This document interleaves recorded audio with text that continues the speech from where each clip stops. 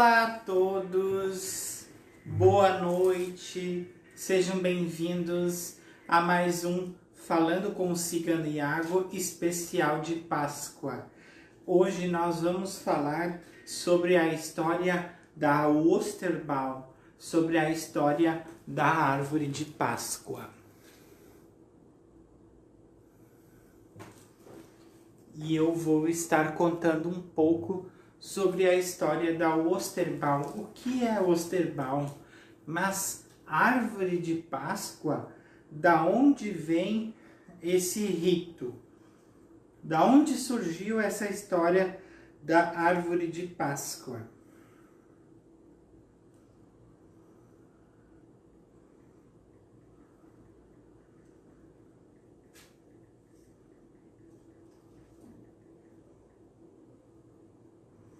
Vocês sabem que tanto o Natal, quanto a Páscoa, quanto a primavera e o outono,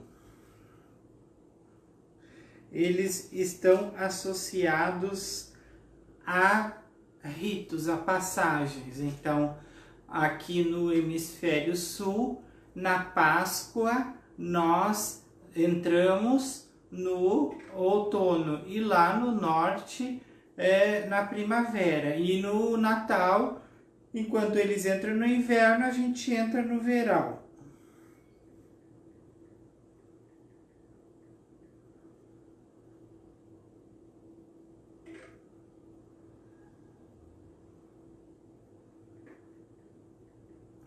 Eu já contei no Natal, antes do Natal, sobre a história da árvore de Natal,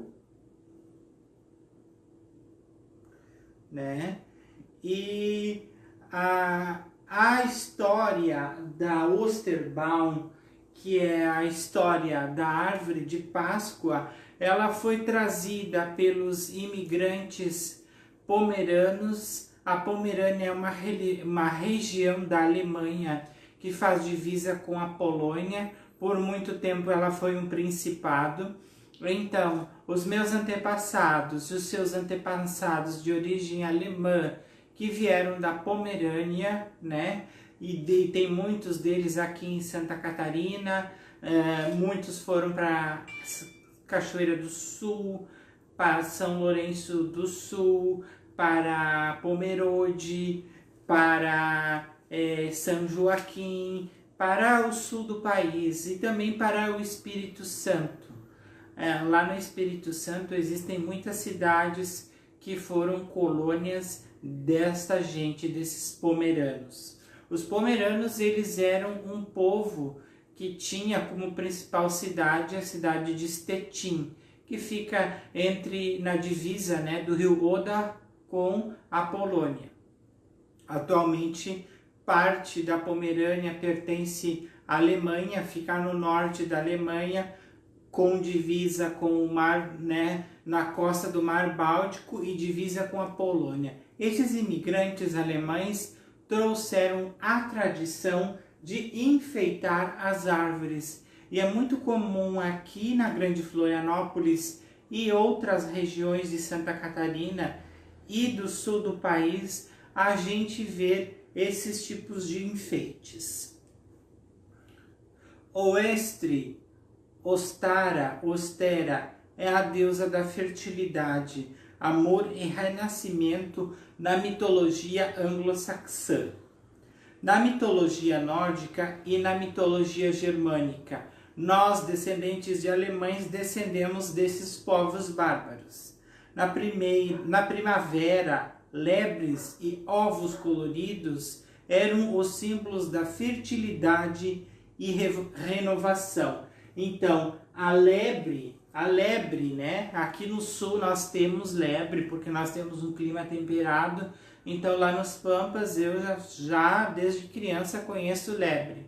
Porque é muito comum, o nosso clima, a nossa cultura é muito parecida com a cultura europeia. Nós somos outro país dentro da Europa.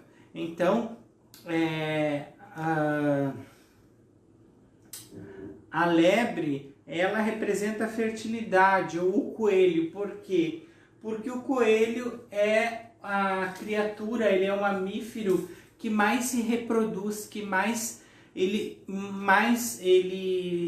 o coelho, ele faz sexo diversas vezes ao dia, ele transa várias vezes com a coelha. Então, uma ninhada de coelhos e uma ninhada de coelhos nasce em 45 dias. Então, essa é a representação do coelho na mitologia nórdica. E como vocês sabem, a Igreja Católica, ela acrescentou essa tradição do coelho, né, essa tradição do Papai Noel, a Páscoa, o Natal. Então, a palavra Oster vem da deusa Ostara, né? Seus cultos pagãos originários em inglês, né? Em inglês é Aster, em alemão Oster, que foi absorvida e misturada pelas comemorações pascais católicas. Os antigos povos nórdicos comemoravam o festival de Eostre no dia 30 de março. Eostre, ou Ostera, em alemão mais antigo, significa a deusa da aurora. É a deusa anglo-saxã teotônica da primavera, da ressurreição e do renascimento. Então, nós sabemos que é uma verdadeira mentira que Jesus não nasceu no Natal, ele nasceu em março, só que comemoram a Páscoa em março, abril, né? Então, lá no hemisfério norte, eles estão entrando na primavera, e nós aqui estamos entrando no outono. Mas é importante perceber que a origem da Páscoa não pode ser vista pelo nome inglês, mas sim pelo nome hebraico, né? Embora para os antigos alemães está associado à deusa Ostara, Oster, para os judeus e cristãos, a palavra Páscoa vem da palavra Pesach. Pesach, que significa passagem, né? É o salto do próprio Eterno sobre as casas dos filhos de Israel escravizados no Egito. Ler Êxodo 12:27. Em muitos idiomas, a palavra Páscoa segue o sentido original hebraico. Em alemão não segue porque vem da tradição pagã. Posteriormente, a Igreja Católica acabou de substituir as festividades pagãs de Ostara pela Páscoa. Inclusive, os ovos e os coelhos são de origem pagã. Então, você associa... É como a história da árvore de Natal que eu contei para vocês, que ela é de origem pagã, né? É um período lá, um período que eles comemoravam o deus Odin, e que eles colocavam velas nos carvalhos, porque era noite, lá na Noruega anoitecia, era noite, eram vários meses de noite, para espantar os maus espíritos. Essa é uma tradição de sempre enfeitar árvores para espantar maus espíritos. E significa fertilidade, né? As lebres e os ovos coloridos simbolizam fertilidade e renovação. Porque que acontece depois? Jesus Cristo, ele é crucificado. E o que acontece? Nós se renovamos. E se vocês perceberem, no dia a dia, nós estamos sempre se renovando. Nós estamos sempre se reinventando. Um dia nós estamos de bem com uma pessoa. No outro dia a gente já pode estar de mal. Um dia nós estamos se relacionando com uma pessoa, no outro a gente já não está. Um dia uma pessoa está viva, no outro a pessoa está morta. E assim é a vida, e assim é o ciclo. Então, importante é a gente saber que esses povos nórdicos trouxeram a tradição do Ostara, que é uma tradição pagã. Então o coelho é o ser que mais reproduz, é o ser mais fértil, ele produz muito, ele faz o coito sexual diversas vezes no dia. Então isso é fertilidade. E Ostara, na mitologia nórdica, é a deusa da fertilidade. Então a gente percebe que os povos alemães, eles têm essa tradição na cultura deles, que é uma coisa religiosa, espiritual, de se enfeitar árvores. Só que essa tradição ela ficou mais disseminada no sul do Brasil, aonde aqui nós somos na maioria descendentes de alemães, italianos e açorianos, que também eram descendentes de escoceses, porque eu já contei a história que muitos açorianos aqui de Santa Catarina são fruto de mulheres portuguesas que casaram com escoceses, porque lá na Ilha dos Açores, no ano tanto, lá o rei João tal mandou trazer escoceses, homens escoceses, por isso que tem tanto, por que tem tanto manezinho, por que tem tanto português loiro, de olho azul, sendo que eles têm uma raça de pelo duro, uma raça portuguesa. O que é uma raça de pelo duro? É aquelas pessoas que não são de origem alemã, não são de origem inglesa, são pessoas que são de raça portuguesa miscigenada com judeu, né? O que seriam os marranos. E muitos desses marranos, desses judeus, vieram para o Brasil e mudaram o seu nome. Eles têm nome de árvore, moreira, pinheiro, oliveira, são todos judeus cristianizados, porque naquela época a Santa Inquisição em Portugal e na Espanha, a rainha Isabel de Castela, ela expulsou todos os judeus da Espanha. A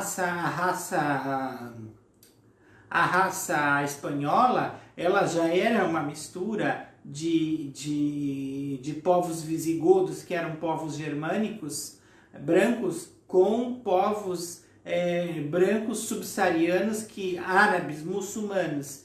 Então, no código genético brasileiro, nós temos todas essas miscigenações. Por isso que nós temos essa diversidade de cultura. Então, mas essa cultura da árvore de Páscoa é uma coisa muito comum aqui no sul, e numa cidade aqui no sul que se chama Pomerode, que é a cidade mais alemã do Brasil. Creio eu que também em outras cidades de origem alemã também se enfeite para a Páscoa, que é o caso de Gramado, onde tem o Festival do Chocolate, onde fazem aquele maior ovo de chocolate do mundo, e em Pomerode tem o maior ovo decorativo. E essa tradição de enfeitar e pintar os ovos, ela foi trazida pelos czares russos e pelos príncipes eslavos, pelos príncipes da Eslovênia, pelos príncipes da Polônia, né? Pelos czares, né? Pelos margraves, que era, né? Eles viram que a classe baixa estava comendo ovo na quaresma, né? Porque antigamente não se comia a carne vermelha na quaresma, não se transava, se jejuava, né? Tem uma tia da minha mãe que ela fazia jejum a pão e água toda a quaresma. Hoje em dia você vai falar em jejum, né? E inclusive antes da pandemia vocês sabiam que não poderia ter festa na Sexta-feira Santa. Eu me recordo e eu me lembro muito bem, porque aqui no sul, a nossa época de colheita da soja, para quem produz soja, as pessoas que produzem soja, os agricultores, é a época da colheita. Então isso é uma coisa que me marca muito desde criança. Então na Sexta-feira Santa eu me lembro que o meu pai pedia para que os empregados não colhessem nesse dia. Então as máquinas paravam, porque era um dia santo, uma tradição cristã, católica, não trabalhar, não varrer a casa e muitas vezes na sexta-feira santa, se os filhos se comportavam mal na sexta, no sábado eles diziam, o que eles diziam? Vamos tirar a tua aleluia. O que eles pegavam? Eles pegavam uma vara de marmelo e sentava pau, né? Dava pau nas crianças que não se comportavam no dia, na sexta-feira santa. Então isso é muito comum, dizer assim, eu vou tirar a tua aleluia, né? Isso os antigos diziam muito.